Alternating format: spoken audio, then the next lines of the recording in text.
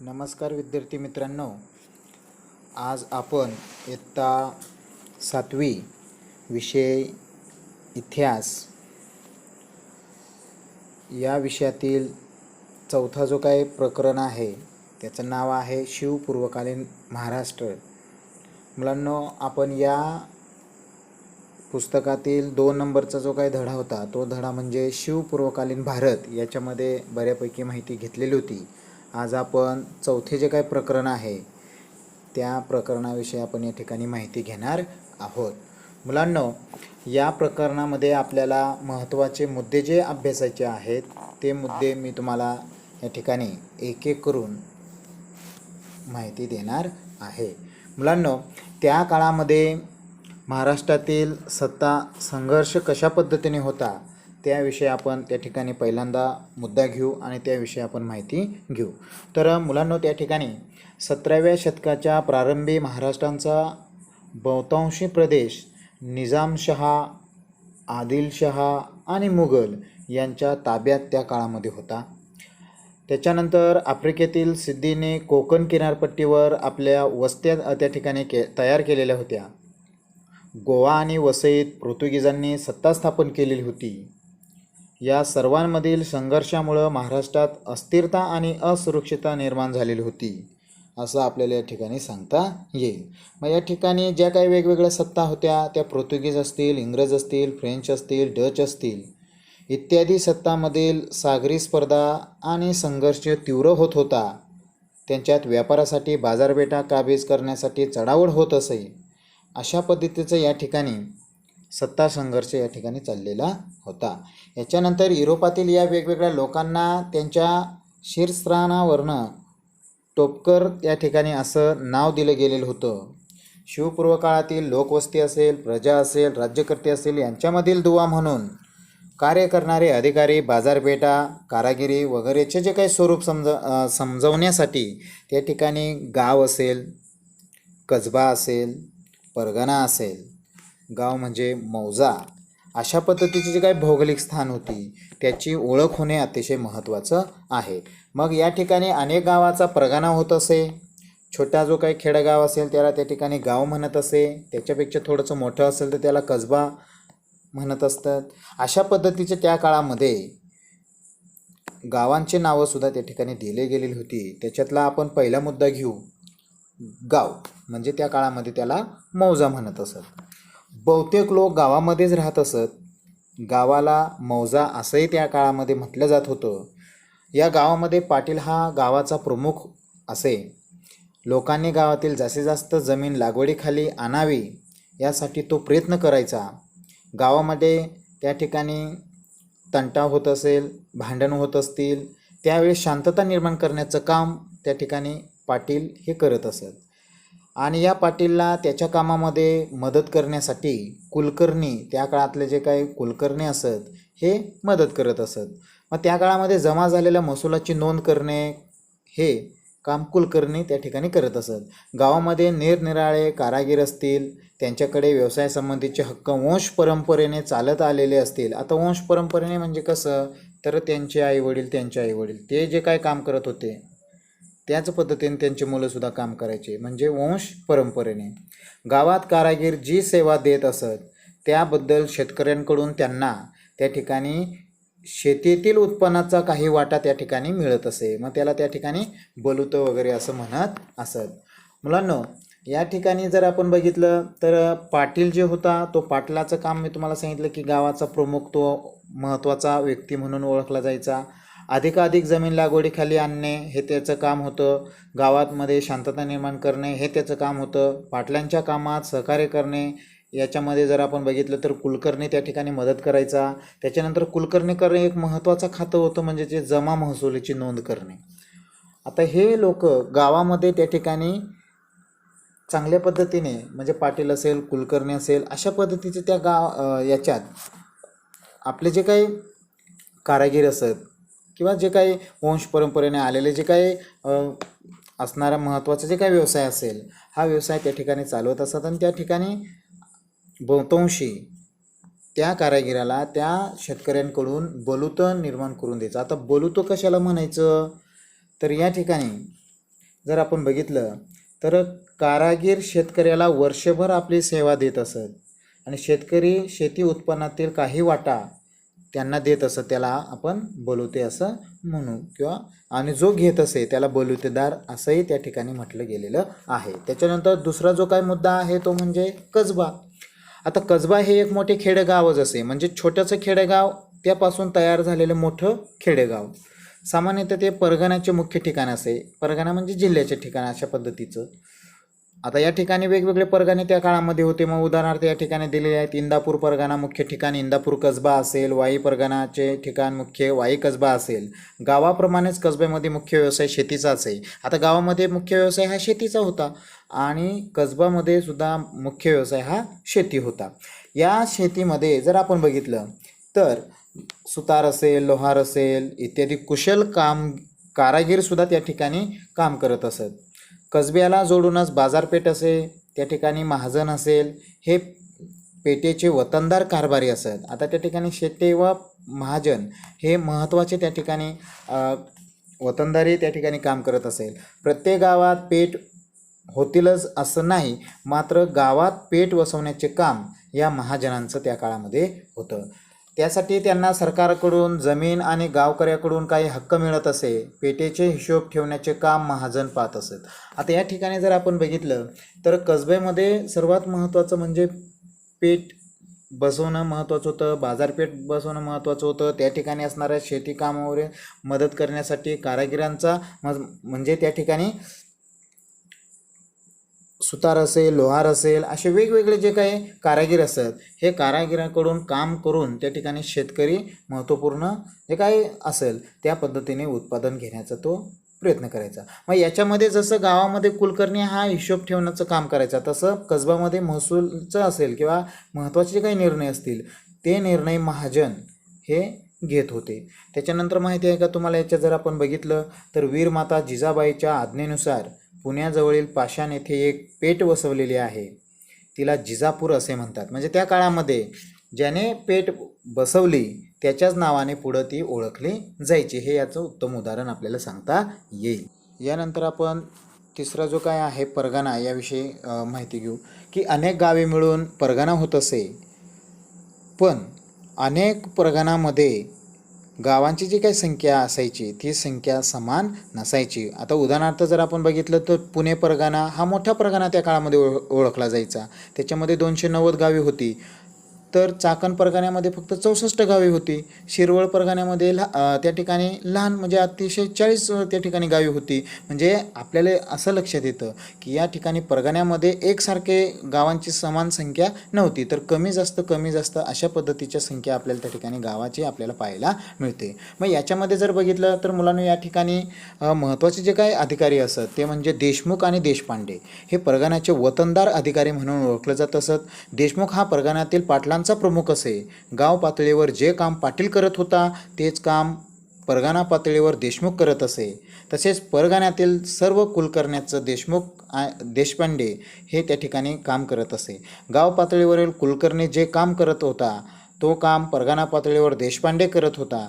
हे वतनदार अधिकारी रयत आणि सरकार यांच्यामधील दुवा होते. म्हणजे या ठिकाणी रयत म्हणजे लोकांसाठी आणि सरकार यांच्यामधील जे काही दुवा जोडणारे जे काही आपण पूल म्हणतो की एकमेकाला जोडणारा, त्या पद्धतीने हे जे काही देशमुख आणि देशपांडे होते हे दोन टोकांना इकडची माहिती सरकारला द्यायची, सरकारची माहिती रयतेला द्यायची, अशा पद्धतीची जी काही देवाणघेवाण असेल किंवा आर्थिक देवाणघेवाण असेल याची सर्व अधिकार हे या वतनदारी जे काही अधिकारी होते यांना दिलेले होते. परगणातील गावांवरती कधी परचक्र म्हणजे दुष्काळ जर आलं तर अशा वेळी रयतेचे म्हणणे मांडण्याचं काम हे सरकारकडं करत असत आणि म्हणून त्या काळामध्ये कधीकधी तर असं व्हायचं की हे अधिकारी आपल्या अधिकाराचा दुरुपयोग करायचे, म्हणजे भ्रष्टाचार करायचे. ते कधीकधी रयतेकडून गोळा केलेली रक्कम सरकारकडे जमा करण्यास विलंब लावायचे, वेळ लावायचे आणि अशा वेळी प्रजा त्या ठिकाणी त्रासली जायची,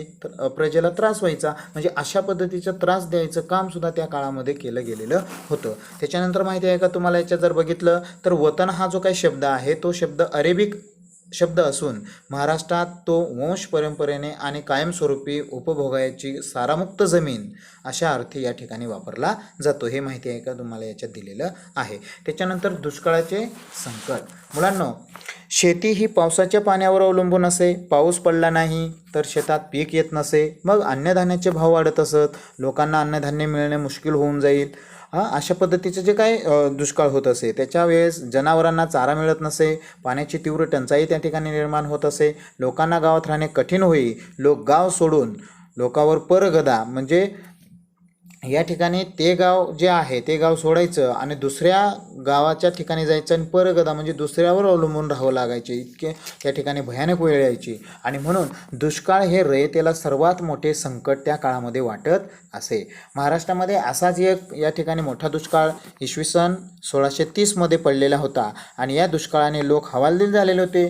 धान्याची तीव्र टंचाई निर्माण झालेली होती. भाकरीच्या तुकड्यासाठी लोक स्वतःला विकून घेण्यास तयार होते, पण विकत घेणाराच कोणी नव्हता असे वर्णन वाचायला आपल्याला इतिहासामध्ये पाहायला मिळते. कुटुंब उद्ध्वस्त झाली. गुरेढोरे मेली होती. शेती व्यवसाय खचला होता. उद्योगधंदे संपुष्टात आले होती. आर्थिक व्यवसाय खुंटले. लोक देशोधडीला लागले होते. अशा उद्ध्वस्त झालेल्या लोकजीवनाची घडी बसवणे हे एक मोठे आव्हान होते आणि अशा पद्धतीचं त्या काळामध्ये शिवपुरकालीन महाराष्ट्रामध्ये जर आपण बघितलं तर मौजा असेल, कसबा असेल, परगणा असेल, त्या काळातले जे काय अधिकारी असत त्या अधिकाऱ्यांमुळं प्रजेला त्या ठिकाणी मोठ्या प्रमाणावर त्रास होत असे.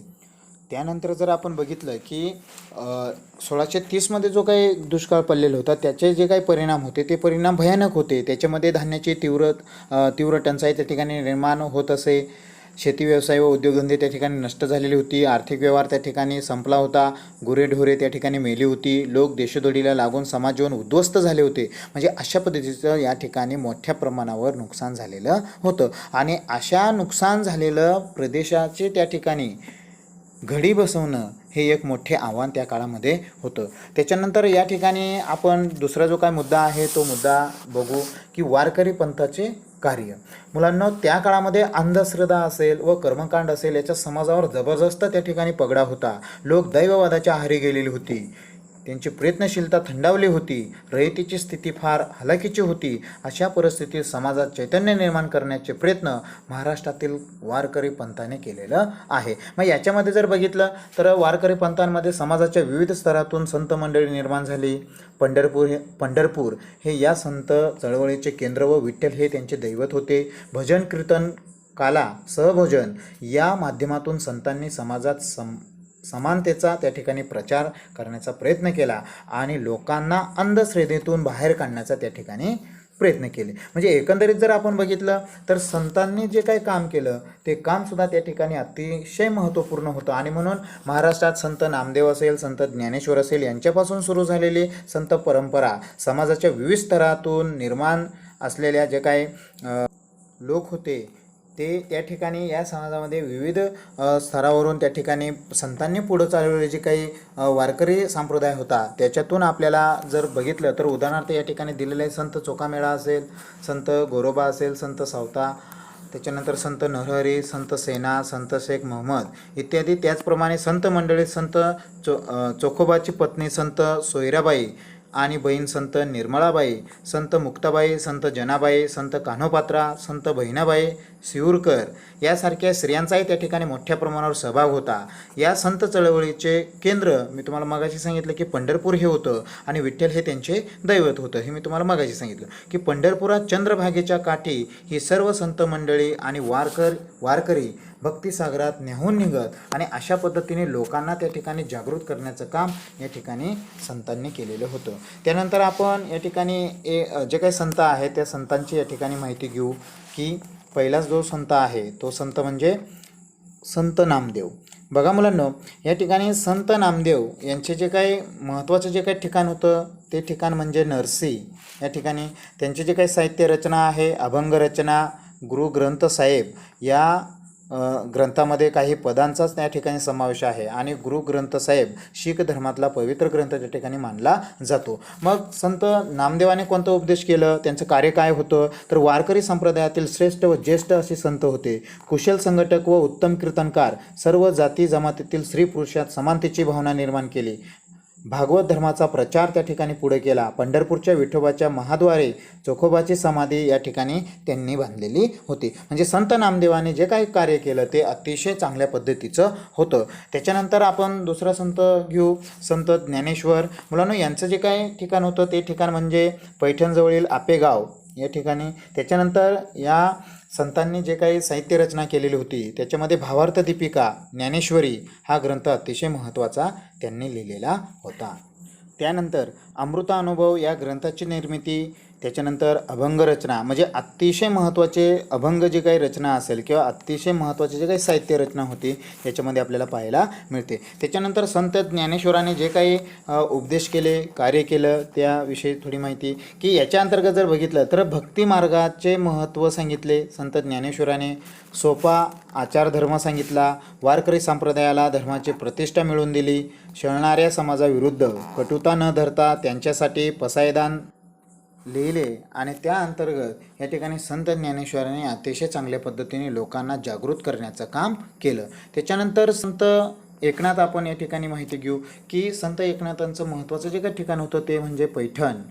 यांचे जे काही साहित्य रचना होती त्या साहित्य रचनामध्ये अभंग रचना असतील, गवळणी व भारुडे असतील, भावार्थ रामायण असेल, भागवत या संस्कृत ग्रंथाच्या भक्तिविषयक ग्रंथाचा या ठिकाणी मराठी अनुवाद करण्यात या ठिकाणी या संतांनी केलेलं होतं. त्याच्यानंतर यांचं जे काय उपदेश होतं, कार्य होतं की भागवत धर्माची सोपी व सविस्तर अशी मांडणी या संत एकनाथांनी केलेली होती.